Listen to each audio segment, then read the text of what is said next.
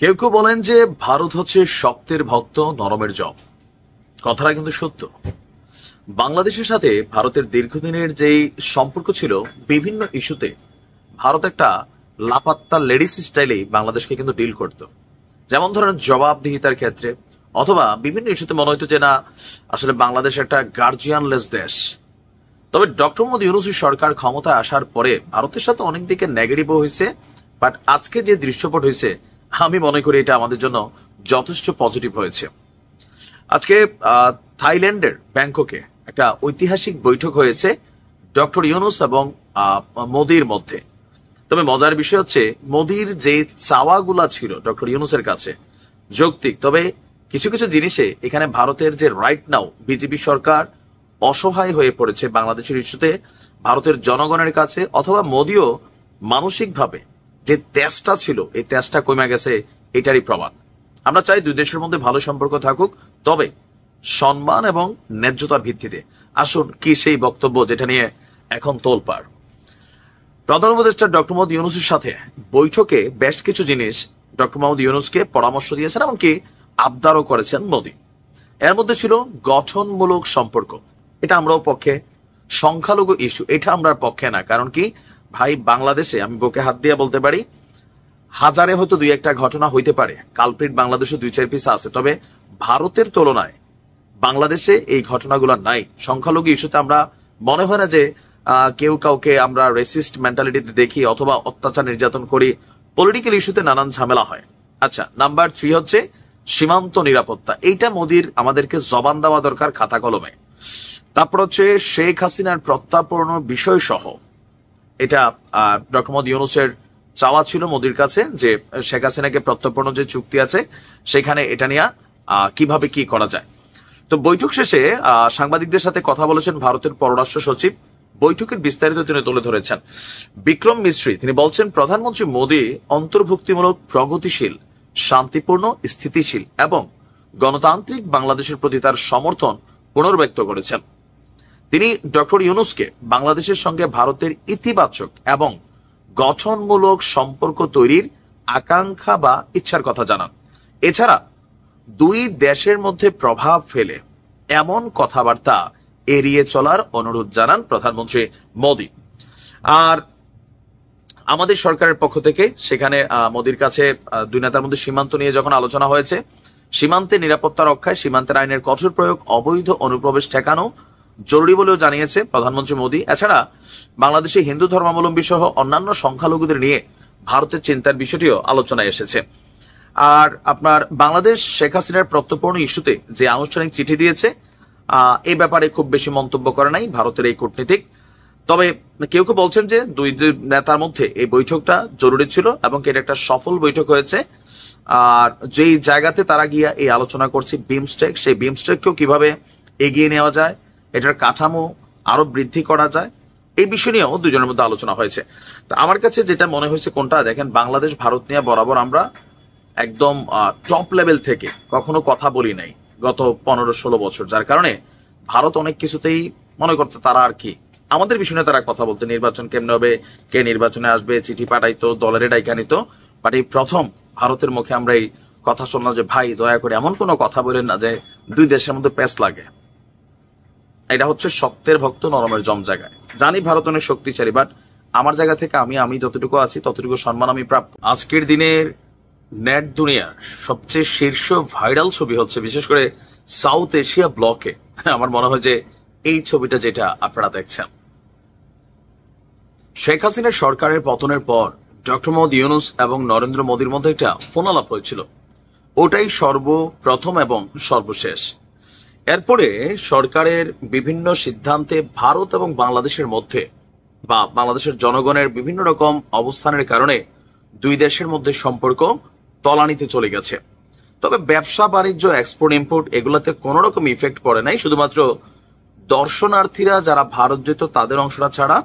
আর medical ইস্যুতে Bharat visa দিচ্ছে না, বাংলাদেশে বিকল্প খুঁজে নিয়েছে চীন, থাইল্যান্ড, মালয়েশিয়া, সিঙ্গাপুর, ব্যাংকক অনেক দিকে যাচ্ছে। যাই হোক, এর মাঝখানে আমাদের বাংলাদেশ সরকারের পক্ষ থেকে নরেন্দ্র মোদীর সাথে ডক্টর ইউনূসের একটা বৈঠক আয়োজনের সর্বোচ্চ চেষ্টা চলেছে, কিন্তু নরেন্দ্র মোদী সেই বৈঠকের জন্য বা সাক্ষাতের জন্য রাজি হননি। কিন্তু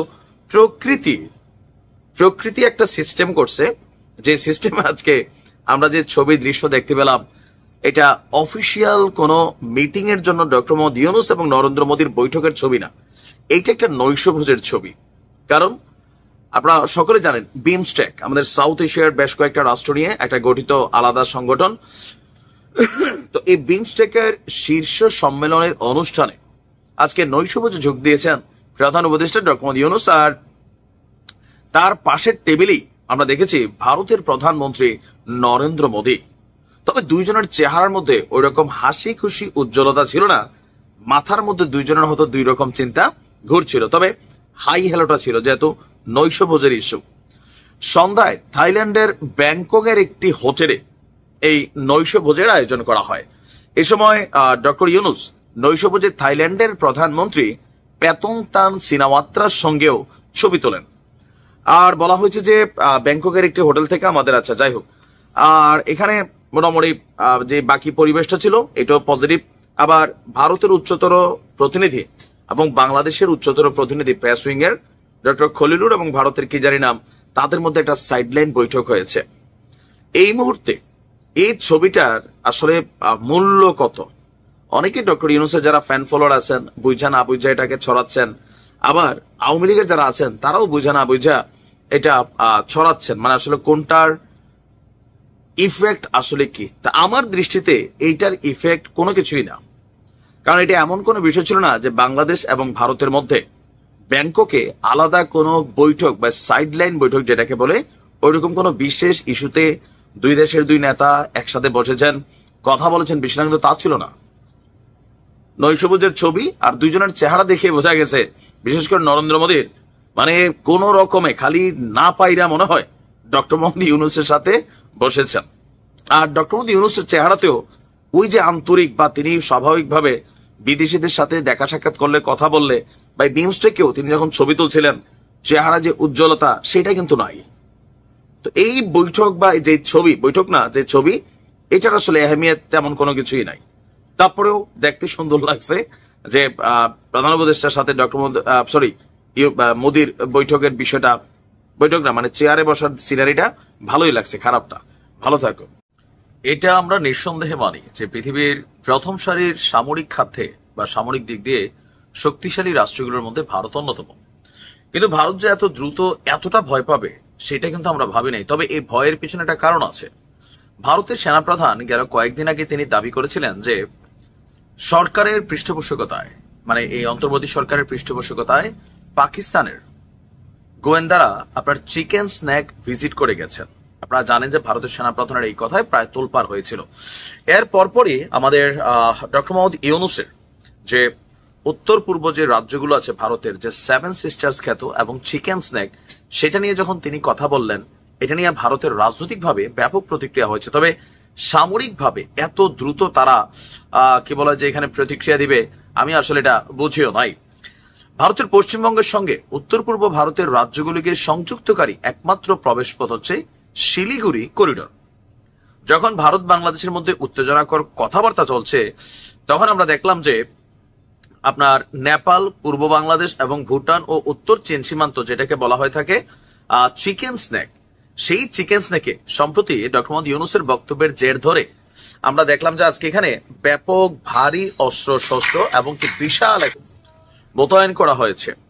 সম্প্রতি ভারতের সেনাপ্রধানের দেওয়া এক বিবৃতিতে বলা হয়েছে চিকেন স্ন্যাক কোনো দুর্বল জায়গা নয়, বরং এটি ভারতের সবচেয়ে শক্তিশালী সামরিক অঞ্চল, যেখান থেকে পশ্চিমবঙ্গ, সিকিম এবং উত্তর পূর্বাঞ্চলে যারা সেনাবাহিনীর সদস্য আছেন তাদেরকে যে কোনো ধরনের হুমকির মুখে দ্রুত মোতায়েন করা সম্ভব। ভারতীয় মিডিয়া বলছে ভারতীয় সশস্ত্র বাহিনী এই অঞ্চলে নিরাপত্তা বাড়ানোর জন্য ইতিমধ্যে বিস্তৃত পদক্ষেপ নিয়েছে। এর মধ্যে বিমান বাহিনী হাসিমারা বিমান ঘাঁটিতে মেঘ বিমানের পাশাপাশি অত্যাধুনিক প্রযুক্তির রাফাল যুদ্ধ বিমানের মতন একটি স্কোয়াড্রনও মোতায়েন করেছে।